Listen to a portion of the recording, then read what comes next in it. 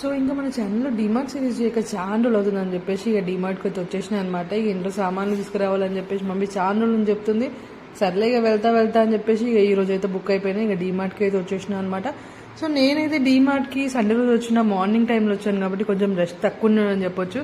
ఎక్కడ రష్ ఉండకున్నా ఈ ఉప్పులు పప్పులు బియ్యం దగ్గర మాత్రం కంపల్సరీ రష్ అయితే ఉంటారు. సో అలా రష్లో ఇక టకటక నాకు కావాల్సిన సామాన్లన్నీ తీసేసుకొని ఇక పైకి అయితే వచ్చేసిన అనమాట. ఇక పైకి వచ్చి జస్ట్ విండో షాపింగ్ చేసేసి మళ్ళీ కిందికి వచ్చేసిన ఇక బిల్లింగ్ కోసం. అండ్ ఇక్కడికి వచ్చి థమ్స్అప్ తీసుకుందామా వేరేమన్నా తీసుకుందామా అని చాలాసేపు ఆలోచించి 7 అయితే తీసేసుకున్నాను అనమాట.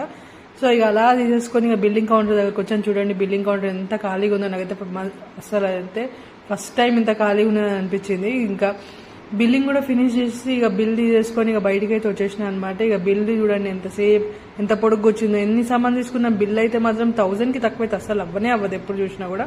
సో డీమార్ట్కి వస్తే అంతే ఇక 1000 ప్లస్ అవుద్ది, 1000 కంటే మైనస్ అవ్వదు. సో ఇంకా అలా ఇక బండి దగ్గరకు వచ్చేసి ఇక సామాన్ తీసుకొని ఇంటికైతే వెళ్ళిపోయాయి అనమాట. సో వీడియో నచ్చింది లైక్ చేయండి.